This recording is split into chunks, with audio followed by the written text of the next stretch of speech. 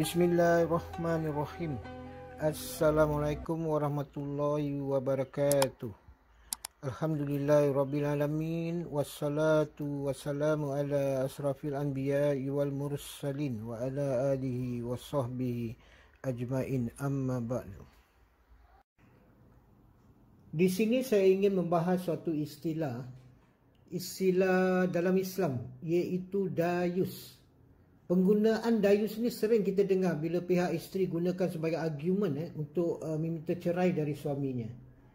Seringlah, selalu kita dengar tuntutan isteri ni gini: kalau kau tak ceraikan aku, kau seorang lelaki dayus.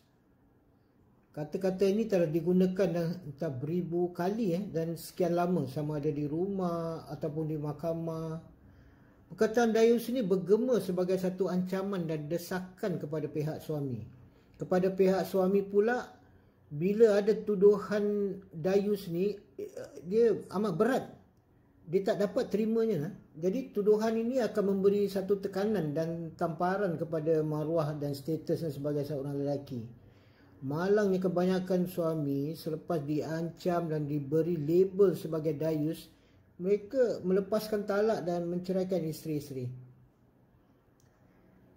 Mereka, orang lelaki ni merasakan bahawa tindakannya itu, bila dia dah jatuhkan talak, dia akan lepaskan dirinya daripada dianggap sebagai suami dayus. Sandiwara ni telah diulang entah berapa ribu kali lah, baik di rumah atau di mahkamah. Ini sebenarnya pada saya adalah satu kesan kejahilan yang sia-sia. Kebanyakan suami mengalah, akhirnya menyesal di kemudian hari. Kadang mereka mengeluh, "Bang, kalau saya tak lepaskan dia tuduh saya dayus, apa saya boleh buat?" Ini satu, kata orang, kurang fahaman lah. Jika dibandingkan kalau isteri tuduh suami sebagai pemabuk lah, penzina atau penjudi, saya ingat itu tak berapa berat. Tuduhan dayus tu memang tak dapat diorang terima. Sebenarnya kebanyakan suami ini, diorang tu masih enggan untuk berpisah dan ingin hidup bersama isteri dan keluarganya. Akhirnya menyebabkan ramai keluarga menjadi korban. Suami isteri berpisah, rumah tangga runtuh, anak-anak membesar tanpa kedua ibu bapa bersama. Jadi berbalik pada tajuk iaitu dayus. Apakah pengertian dayus sebenarnya? Di mana letak kegunaan dan implikasinya? Bolehkah kita gunakan tuduhan dayus dalam meminta cerai? Saya kira ini satu salah artikan dan salah penggunaannya. Dayus tu sebenarnya adalah satu hukum dan hukum tu Allah Ta'ala sahaja yang berhak menghukum sesiapa yang dianggap dayus. Bukan hak seorang isteri. Isteri yang sedang emosi, dia dirasuk nafsu amarah dia, sedangkan dia sendiri tidak faham erti dayus sebenarnya. Sekiranya benar suaminya itu bersikap dayus selama ini, mengapa pihak isteri tidak membetulkan sikap suaminya? Mengapa menanti hingga dah jadi bermasalah atau ke mahkamah baru menggunakan istilah dayus? Ini menunjukkan pihak isteri juga tak faham erti dayus, dan dia tu tidak mempedulikan kelemahan suaminya selama ini. Peranan dan tanggungjawab suami dalam institusi keluarga adalah yang utama dan terulung. Kepimpinan seorang suami itu luas, dia menyeluruh. Bukan hanya sebagai pencari nafkah, dia juga untuk persiapan masa depan anak-anak, urusan rumah tangga berjalan dengan lancar. Ia juga wajib menentukan setiap ahli keluarga dilengkapi dari segi agama, akidah dan kerohanian. Ayah, suami dan seorang ayah juga berperanan sebagai pendakwah. Mereka menegakkan kebenaran, menentang segala kemungkaran dalam keluarga. Seorang suami, ia juga sebagai contoh.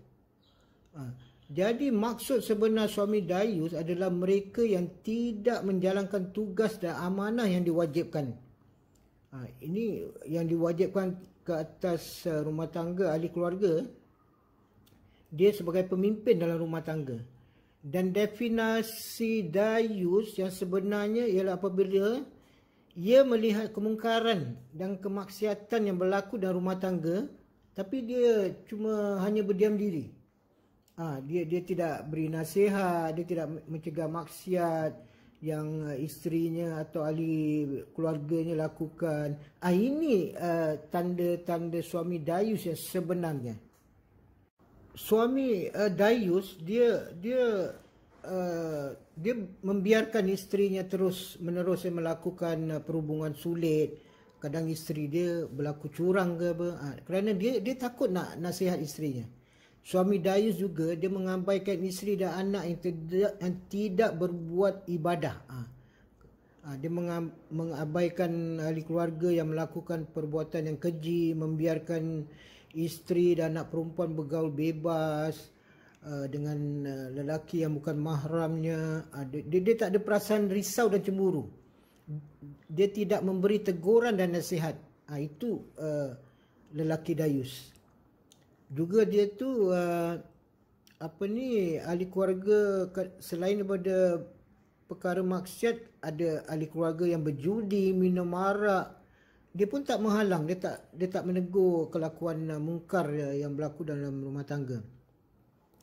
Jadi takrif dayus ini dia membawa erti kehinaan kepada si suami, kerana sehingga apabila ia melihat kemungkaran dilakukan oleh isteri dan ahli keluarganya, ia tidak menentang dan dia tak mengubahnya, dibiarkan aja. Itu dia dayus. Bukannya cerai isteri jadi dayus, tidak. Bukan kalau tak cerai isteri jadi dayus. Itu satu, kata orang, I think it's a fitnah, satu pembohongan. Maka di sinilah Allah Ta'ala melaknat orang lelaki yang dayus. Sikapnya tu tidak pedulikan dan membiarkan saja, atau passive attitude. Mereka hanya berdiam diri, tidak rasa cemburu. Maka hukuman kepada suami dayus adalah dosa yang besar. Dan Allah Subhanahu Wa Taala melaknat lelaki dayus dan mengharamkan mereka memasuki syurga. Jadi sikap dayus adalah terminologinya kegagalan menjalankan tugas sebagai pemimpin di dalam keluarga. Sebaliknya, dayus bukan hanya kepada suami, isteri juga boleh dianggap dayus. Sekiranya si isteri tahu dan pasti suami atau ahli keluarga yang lain berbuat maksiat atau berlaku syirik, mereka tidak berbuat sesuatu untuk menghalang, maka si isteri juga dianggap telah dayus. Agama Islam dia memberi penekanan kepada pencegahan. Perlunya rasa ambil tahu, ambil berat, menasihati terhadap ahli keluarga lah. Dengan membimbing mereka dengan sebaik-baik akhlak dan akidah. Jangan kita biarkan sampai nanti satu masa ada pihak pula yang sanggup menuduh kita di mahkamah sebagai lelaki atau suami dayus. Jadi saudaraku sekalian, setiap keluarga sebenarnya dalam ancaman, bukan kerana ekonomi atau musibah lainnya lah, tapi gara-gara kata-kata yang tidak munasabah dan jahil. Habis termakan pula oleh pihak yang jahil juga. Di sini saya menyeru abang-abang, bapa-bapa, jika berhadapan dengan tumahan dari isteri yang meminta cerai dengan tuduhan dayus, sebaiknya bertenang. Jangan cepat melatah, jangan terburu-buru, jangan dengar cakap orang bahawa awak dayus dah mesti jatuhkan talak. No, tak payah. Dan jangan rasa jiwa terganggu dengan tuduhan dayus. Tuduhan ni sebenarnya bohong. Tidak ada dasar dalam Islam. Jangan pedulikan isteri yang meluap tengah marah kan. Dia tu dikontrol oleh nafsu amarahnya. Dan dia tu dalam hasutan iblis. Iblis berjanji untuk memporak-porandakan umat manusia ni.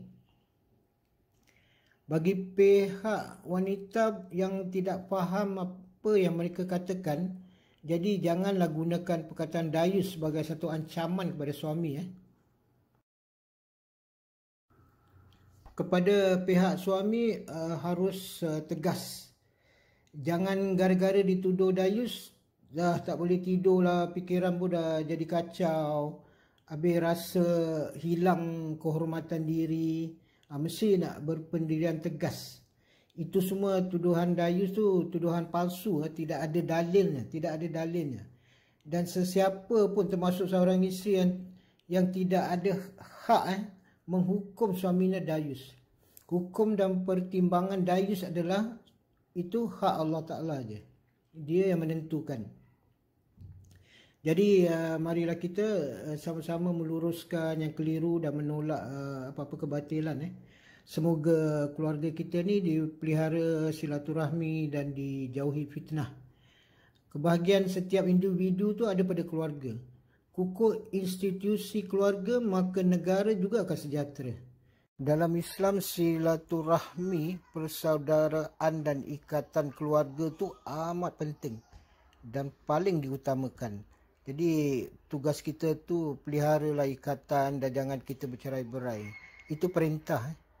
Perintah. Kewajipan kita untuk menyambung, bukan memutuskan silaturahim.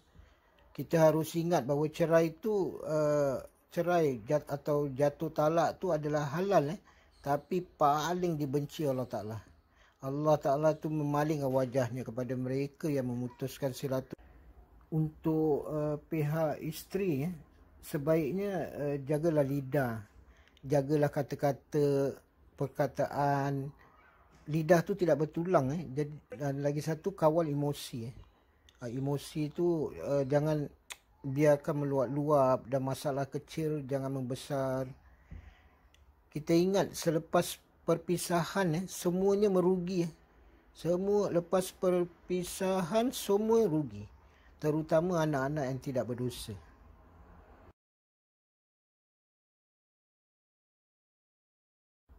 Jadi kepada suami-suami, sebenarnya anda tidak dayus.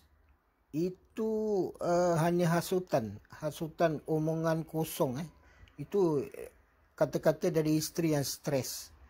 Sebaiknya biarkan apa dia nak cakap, biar kata-kata itu berlalu. Jadi sebaiknya, dan anda juga memperbaiki diri dan pasti juga anak-anak yang berpihak pada anda.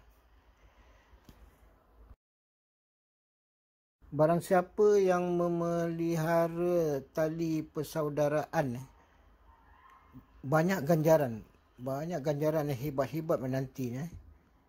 Jadi selagi anda masih sayangkan keluarga dan ingin mempertahankan keluarga anda, dan yakin pasti Allah Ta'ala tu akan berserta anda dalam menangani masalah ini, insyaAllah. Semoga pandangan ringkas ini bermanfaat. Jadi saya ucapkan terima kasih. Assalamualaikum warahmatullahi wabarakatuh.